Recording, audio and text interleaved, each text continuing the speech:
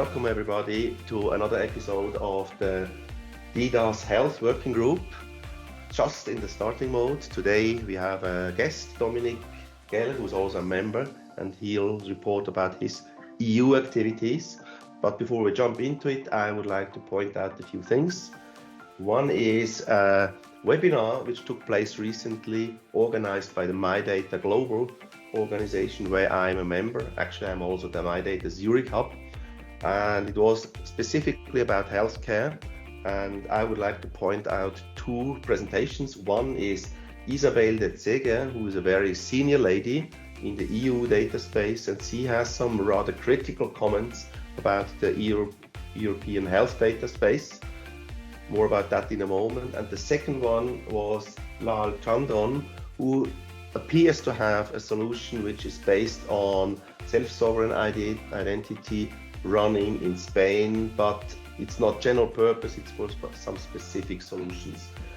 I also had separately, shortly before that webinar, a bilateral conversation with Isabel, and she explained to me her activity, which is a project which is called IDAWA, which is also meant as a real person-centric solution for healthcare data about longitudinal cohorts, but really focused on person-specific data. And that's also her criticism on the European health data space. In her view, it's not person-specific enough, and she is very directly referring to the MyData operating company, which has basically the role of a data steward.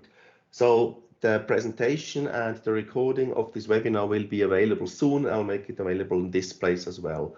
And you find also the links on our health channel on Slack. Then another activity, this week and last week I had contact with Ernst Haven and Barbara Biedermann from the Swiss health data space, specifically about storage of structured data and how that could be brought to reality. We are just organizing an event with them and University Hospital of Basel, potentially to move on an open air platform. More about that somewhere in January. And another thing, there was an article published in the Schweizer Ärztezeitung. So the target group are not techie nerds like us, rather the medical doctors, which should be the target audience of such solutions, which was published by Amanda Herbrand from the University Hospital of Basel and some co-authors. You can read them on the website.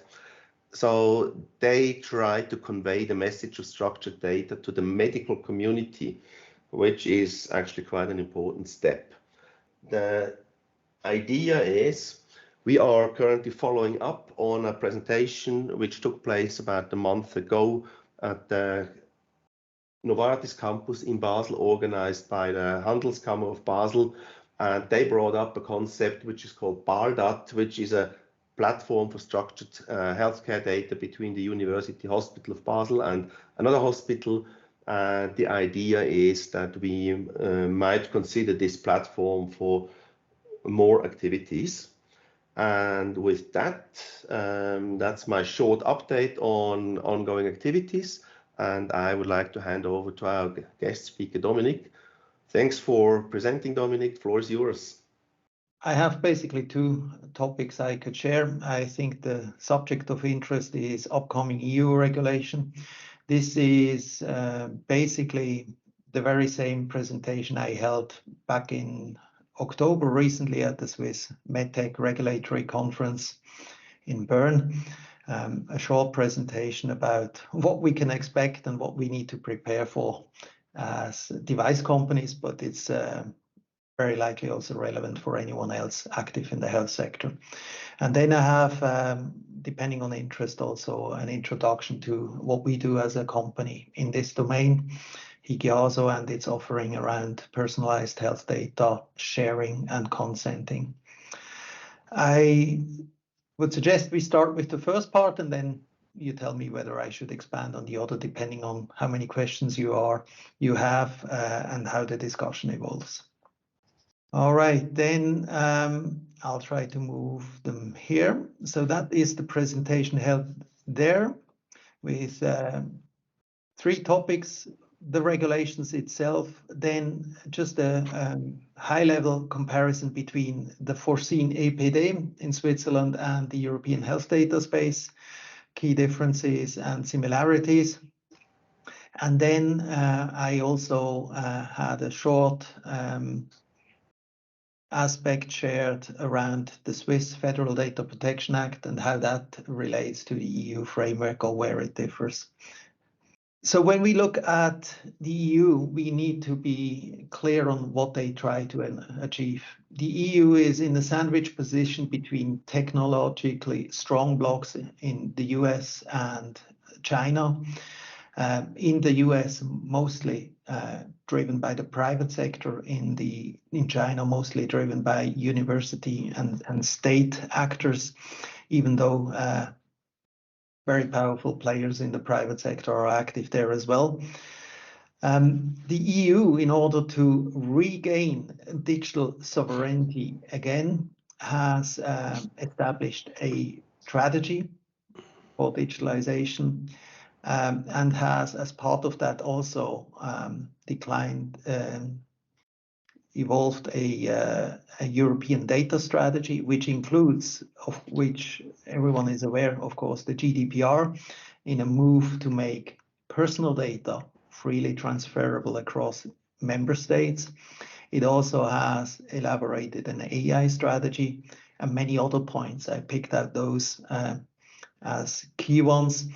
It also has a European health data space as one of the key activities.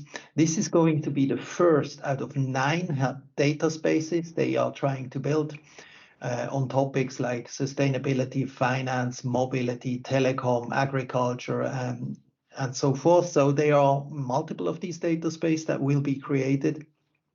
Health data space is going to be the first one. Okay. Now, when the EU wants to go to gain a leadership position, they cannot just claim that and decide it as a regulator, but they can create an ecosystem that allows to foster such an evolution as best as it can. So what the EU is trying to do is, contrary to a US approach where they say innovation, if we want to foster innovation, let's abolish all rules, go for it, and then basically impose rules where there is collateral damage.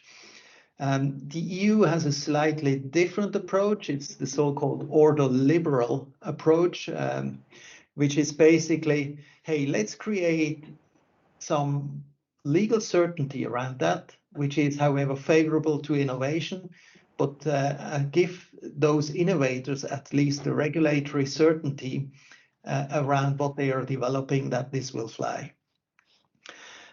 In that sense, that is kind of the mantra of their regulations being developing. Now, what they came up with is, let me try this. Here is a number of regulations that are now in the pipeline. You see on the top here, GDPR, you are all familiar with. We can also recognize there the Data Governance Act, which is effective since September all across Europe. We have the Data Act, which is agreed and will come into force next year, towards the end of next year. And we have the AI Act, which is in its finalization, shall I say, which could come up as early as this year still, or soon next year. Those are also called horizontal regulations. That means they apply across all domains. So they apply to healthcare as well as they apply to telecom or banking. The same rules apply in all domains. And they are so-called direct law, meaning EU law that has direct effect in any of the member states. No need to translate that regulation into national law. It's directly applicable. Now, in these laws, we can find a few very interesting principles enshrined there. Notably, in the Data Governance Act, there is this principle of fair, reasonable, and non-discriminating, so-called FRAND. This basically means that any exclusive data deals are not allowed anymore. If you have a data collection and you want to share that with someone else, you can do so. You can have a contract around that, but basically you must make the same type of data available to others who are interested in the same data at the same condition under the same criteria. So you're not allowed to discriminate between counterparties in a non-fair, non-reasonable way. This concept is known from the trade agreements as a element, a mechanism that helps to create a level playing field and foster global trade. Here it's translated to foster exchange of data. The idea is that data should be freely available as a fuel for innovation and economy across Europe. In the Data Act, you see that data will be transferable at user request. So you do know from GDPR that data is portable to yourself, your personal data. You can get that personal data. Often it's only states in a machine readable form if feasible. So that is the escape clause that many will use for products and services that are designed for the internet. That type of data needs to be transferable within 30 days at the request of the user to a destination they designate. So think of this like that. If you have a fridge which has can basically automatically auto supply if it's low on milk, I'm inventing this, then you should be able to connect this to your household system, your smart house system, even if it's a different manufacturer. It's that type of lock-in that these manufacturers often otherwise create that will be prohibited going forward. And it's a burden on the manufacturer to transfer that data to wherever the user actually requests the data to be transferred, one-off or ongoingly. So this is horizontal law. That basically means also in the health sector, you can anticipate that connected devices, medical devices, if the user wants, that type of data is transferable to a destination that the patient or subject decides. Also quite impactful. From the European health data space, and the latest update there I've heard is that also the second committee now has agreed their position internally, and they are now entering the trilogue on this. Is likely to include a opt-out for secondary use of data with an opt-in on genome data and biological markers. So that type of regulation supporting the European health data space, which is now a sectoral vertical law, complementing these four horizontal laws that I've outlined, is expected to be finalized mid next year, so that we have a transition period of 1 year for that to apply. So expect the European health data space regulation to be effective mid-25. I think another aspect that is relevant in the EHDS regulation is that, actually it links also to the Data Governance Act, is that data is going to be made available at cost plus. So you can charge a fee as a data provider. You're an obligation to contribute your data if you're in the health sector.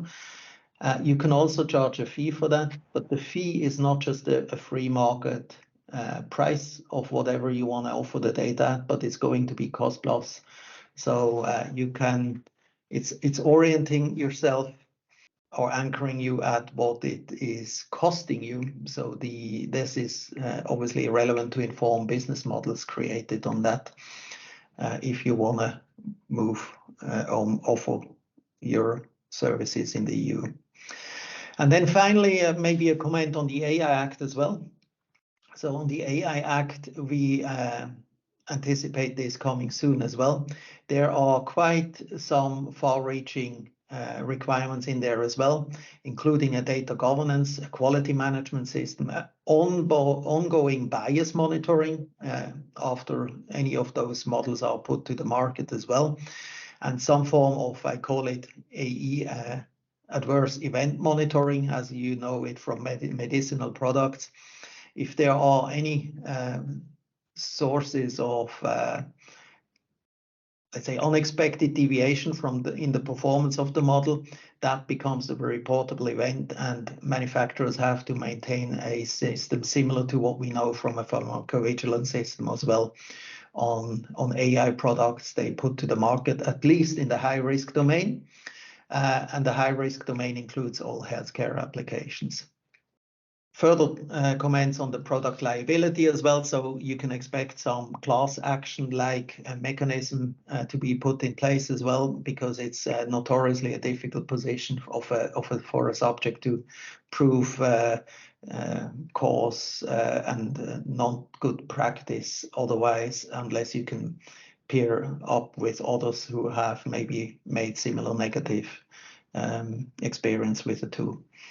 All these laws come with teeth, so they are taking effect on any services that are offered in the EU to EU subjects, regardless where you craft them. So that is, of course, the effect, which will be a hurdle for non-EU manufacturers, and it can reach fines up to 6% now, so another step up from the 4% of group turnover fine that we know from GDPR.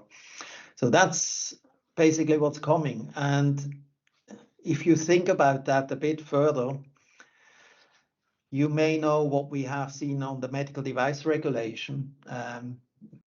And let's say for the in vitro diagnostics, it's quite similar. You can compare the one almost like for like. That's what we have experienced over the past years, and it has been quite a burdensome exercise.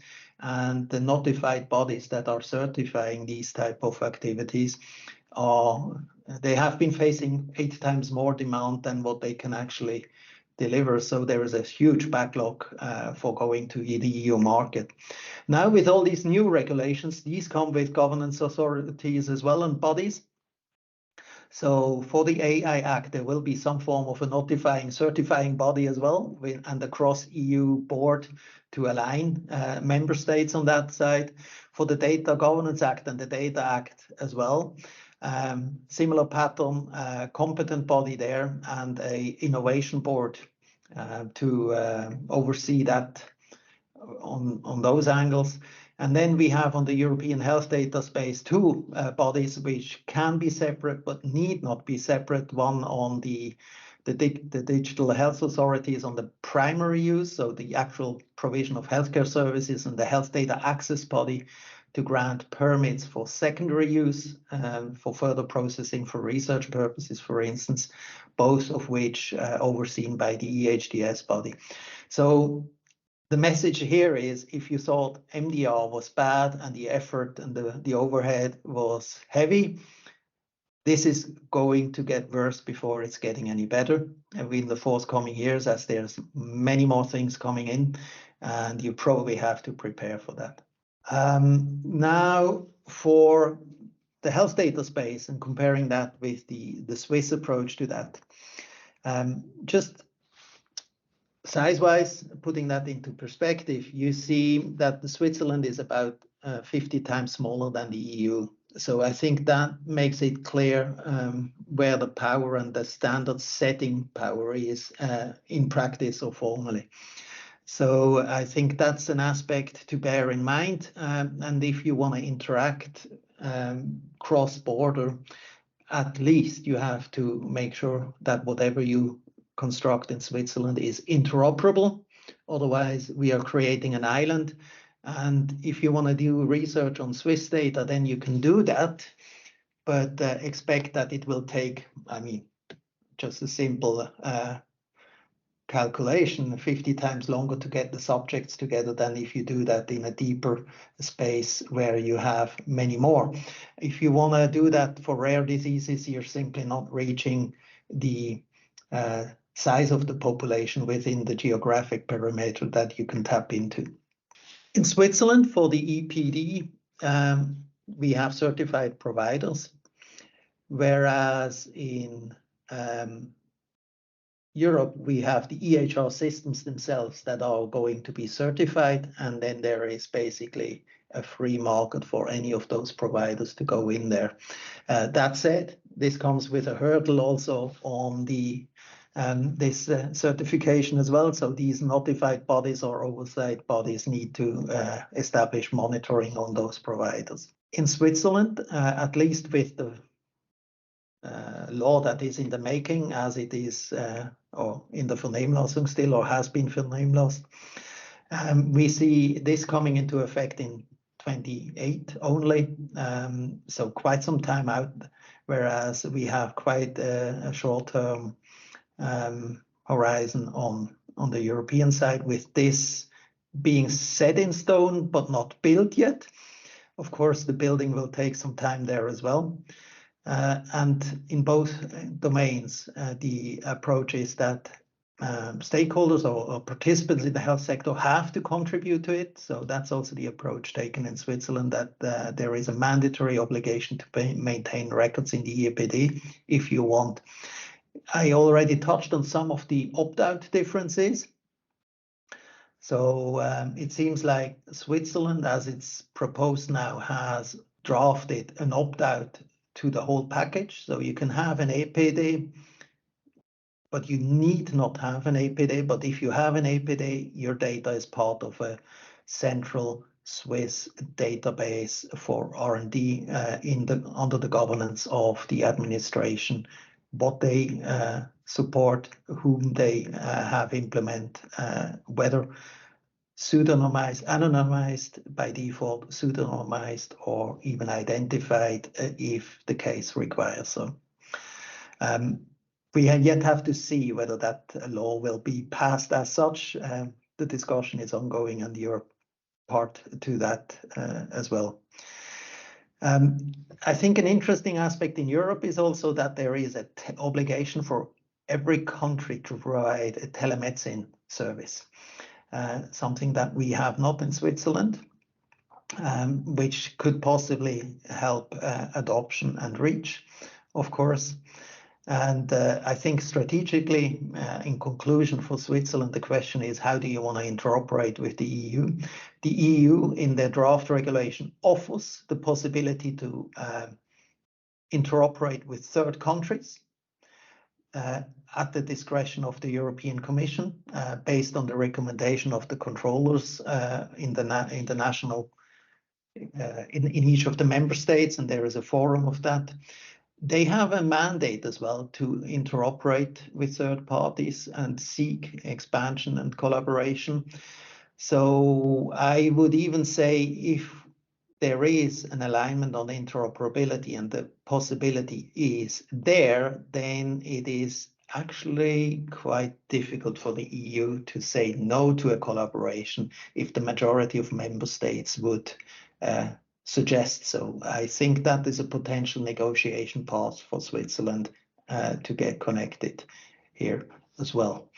So if we go at the Data Protection Act, I think Switzerland is special that it has a so-called Heilmittelgesetz, which regulates the Research Act, which regulates research on human subjects. Now, there is a clause in there which says if you have de-identified/anonymous data, the term is anonymous, then you're not subject to that Humanforschungsgesetz. So in that case, only the Federal Data Protection Act applies, or cantonal law. But the Federal Data Protection Act actually has an interesting clause which says, I should say before I explain that, Switzerland also has a key difference to GDPR. In Switzerland, you do not need a legal basis for processing, but in principle, processing of personal data is allowed unless it breaches personal rights. However, personal rights can be breached, and that's written here. If, and then there are three conditions, the subject has consented, or then whether there is an overriding private or public interest, okay? And that applies to private parties here. So a company with an overriding private or public interest could do that, okay? They can use your data for research if, and then there are further criteria there. So this, and it actually stipulates if the data, personal data, is anonymized, if it's sensitive, however, not disclosed to third parties, and there are guarantees to be processed only in ways that are unrelated to the subject, but the aggregation of subjects as such. And if the result is not published so that it permits the identification of the subject, then you can do that.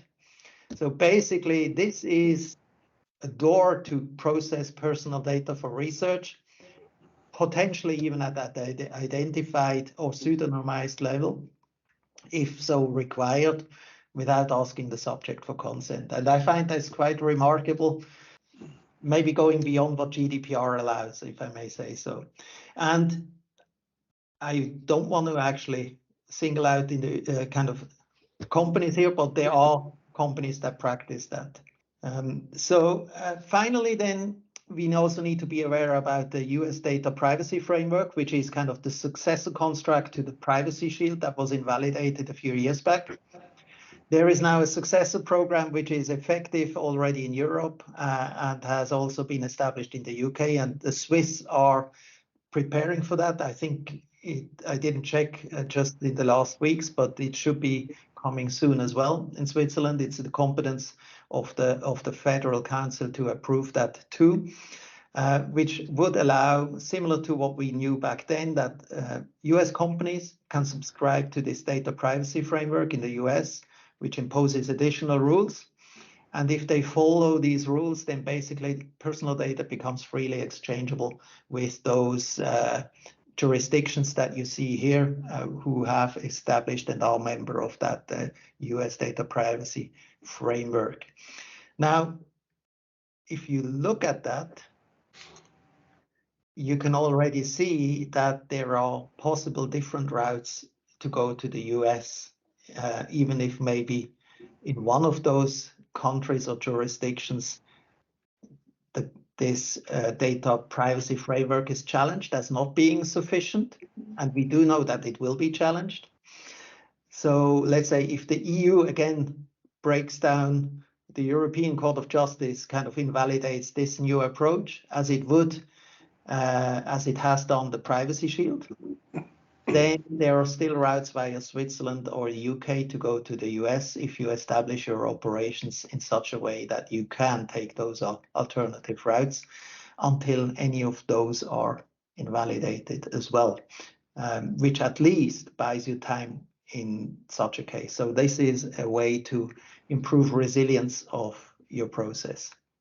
We actually think consent is still the best thing to do. So if you have the explicit consent of a subject of data transfer to the US, then that's still valid regardless of such a privacy framework. And that's why we actually implement this type of approach.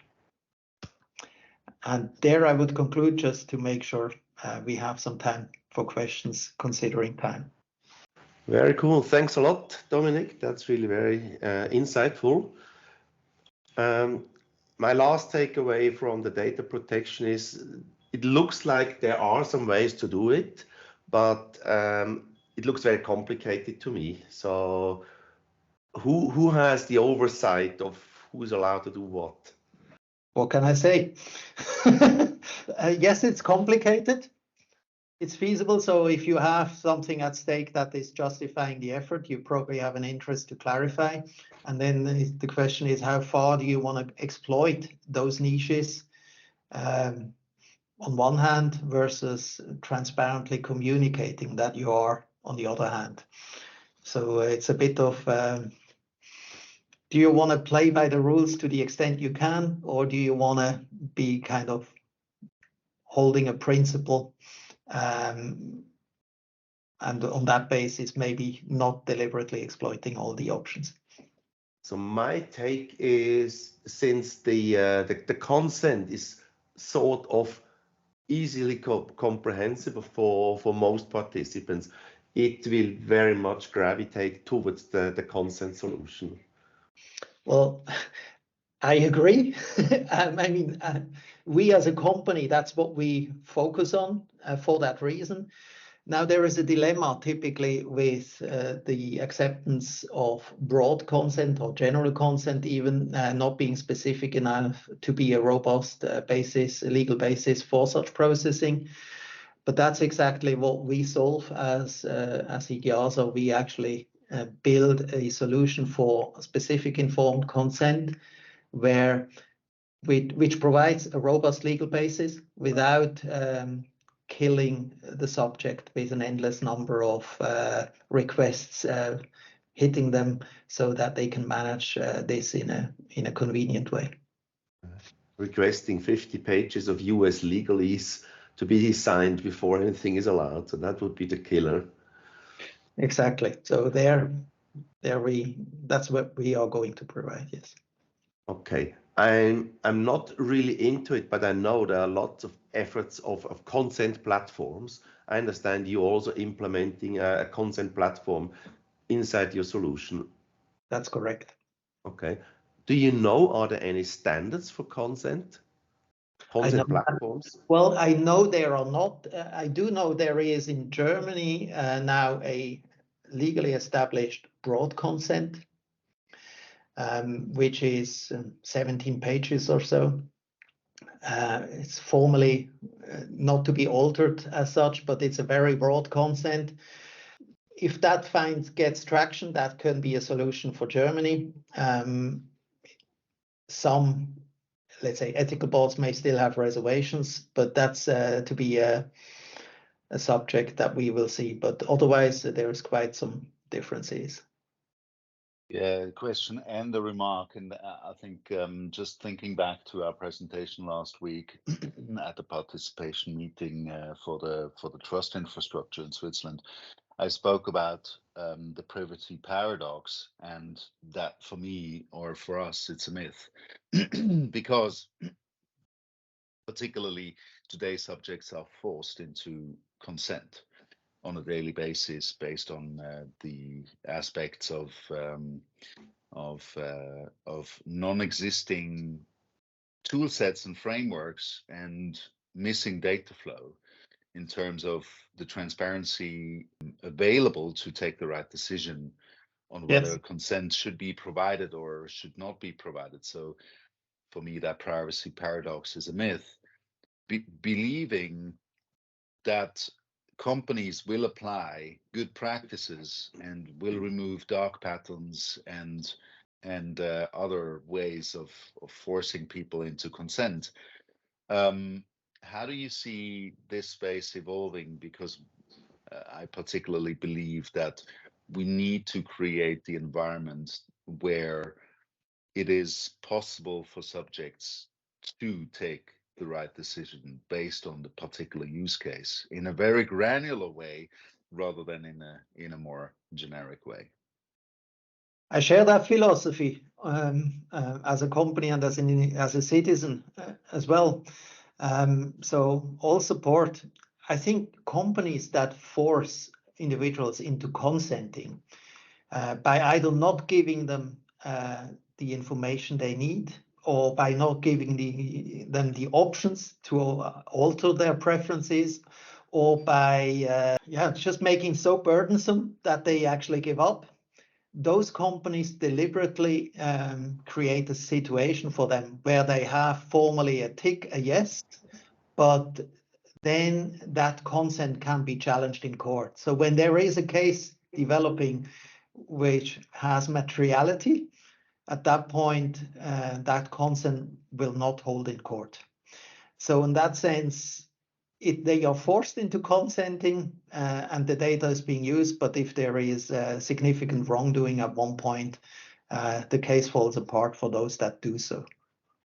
Thanks for that. And the question is going to be, what is going to be wrongdoing? So yes. Indeed.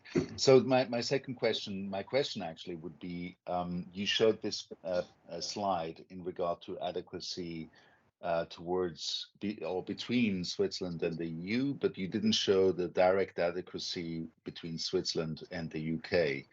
How do you see those developments moving forward? I'm not aware of a formal adequacy between the UK and Switzerland being established. It could be that this is an activity, I'm just not aware of it. But let's say the EU and the UK, I believe, are on that side. Well, we have the adequacy decision anyway on the data protection laws. The EU saying the UK and Switzerland are adequate. So that is a given, but formal frameworks similar to the data privacy framework as such, I don't think are established, nor am I aware why they should even be established. I do know that the Swiss adequacy as such will be reconsidered following the new data protection law.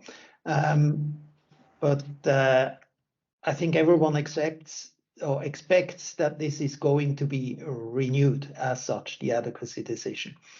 But the direct one to the UK, I'm not aware of. Okay, very well. Thanks for that. And just considering that there is a free trade agreement that will be starting discussions at the moment between the UK and Switzerland, I believe some of these aspects need consideration during those conversations. So I see we have tons of interesting discussion points. Unfortunately for today, we are running out of time. So we have to conclude here. Thank you very much again, Dominik, for presenting this material. That was really very helpful. And with that, that's it for today. And see you on our next meetup in 2 weeks' time. Have a good day. Bye.